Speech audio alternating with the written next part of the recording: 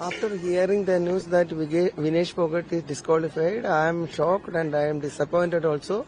And I had come here and met the Vinesh, and she was physically okay and medically also she is okay, but mentally she is a little bit disappointed.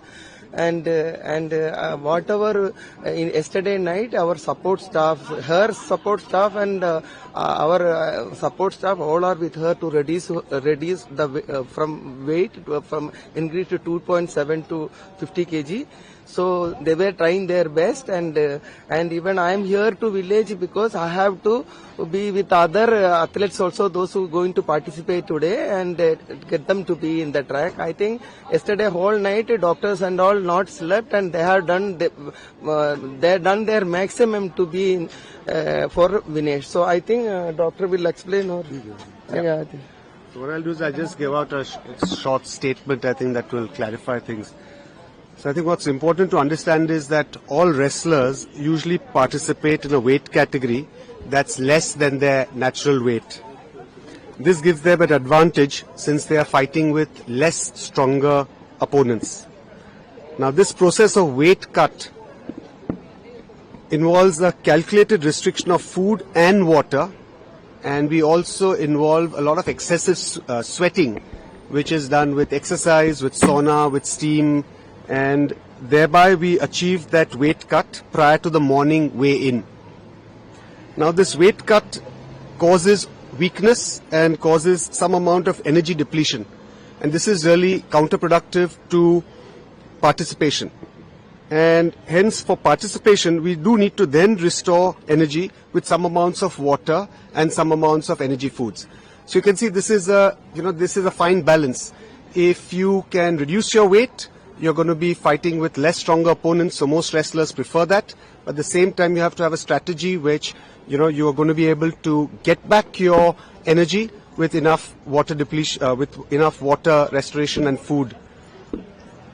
Now, this is typically calculated by the team with that wrestler. So Vinesh's nutritionist and team had calculated this to be about 1.5 kgs, and this is a team that's been working with her since many, many years.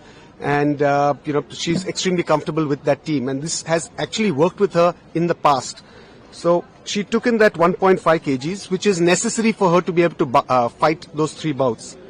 And I think it's important to remember that usually once you have this weight loss, it's by dehydration. So as soon as you take water, there's going to be a rebound increase in your weight.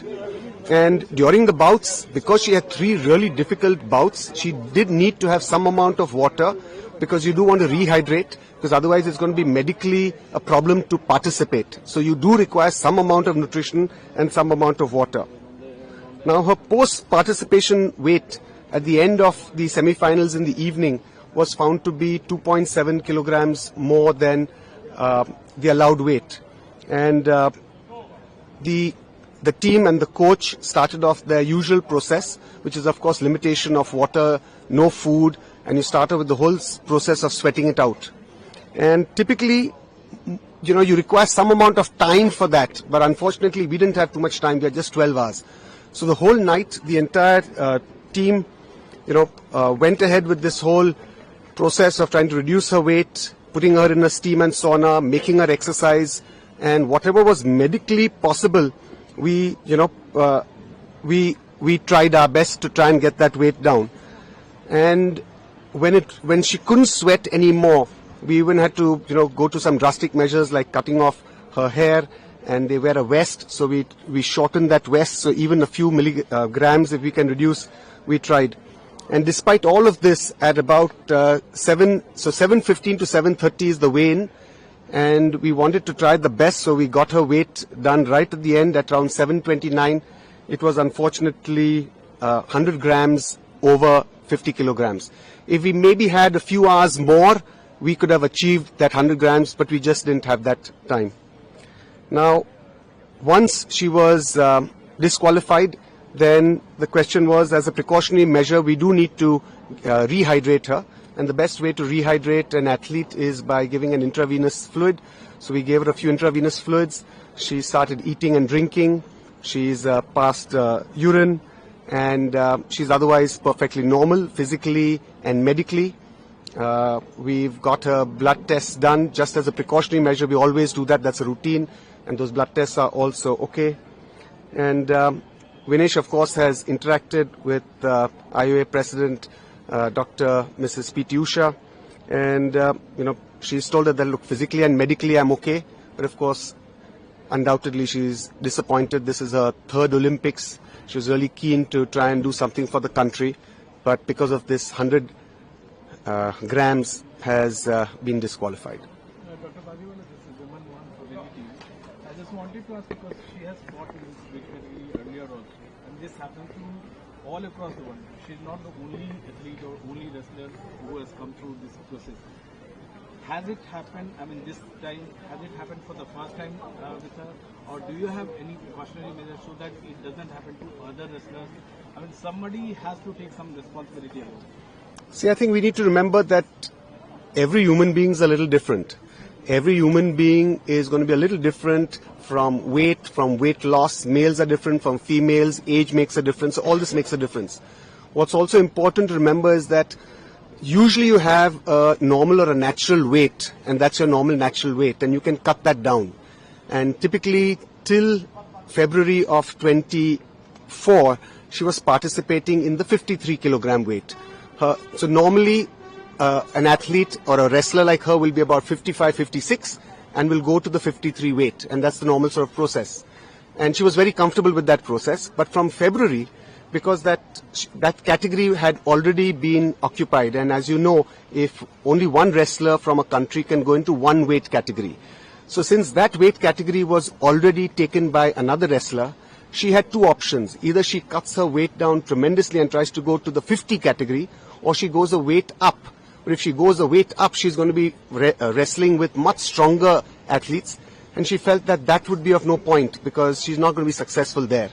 So after considering everything, and she took quite a lot of time to decide which would be the best option for her, she and her team took the call that they're going to go for the 50 kilogram weight category. And I think it was a good decision because, as you can see, she beat, the reigning champion in that first round, and she was able to achieve that. Now, since February that she's been participating in this 50 kilogram weight category, this of course happens.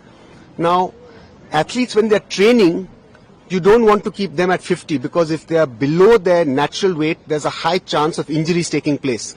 So this is a sport with a lot of injuries, and you have to really fine-tune and balance it. So your weight is slightly higher when you're training, but when the process of competition comes, then you drop your weight. And you drop your weight, and it's relatively easier to do it for that first weigh in because you have enough time for that. But it depends also on how your bouts go on that first day. If you had just one bout, then it would have been no problem at all because then you have enough time to recover. But if you have had to go through 3 bouts, and each of those bouts is difficult, and you have to hydrate yourself, otherwise you're going to collapse out there, then you're going to have to do everything that you can do to participate well that day, and then take the next challenge, which is, okay, now I need to lose my weight. And the time was short, but of course we're still going to do everything possible within our means. Within the limits of medical safety, we're going to do everything possible to cut that weight down. So that process started immediately. I think she did everything that she could. She didn't have one morsel of food. She took, almost no sips of water.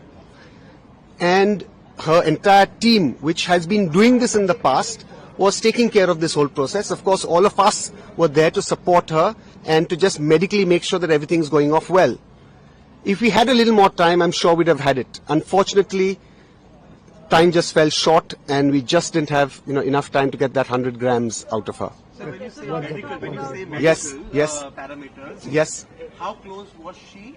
And was there a point where you had to step in and say, I can't, or we can't push her anymore? See, Was it close to that?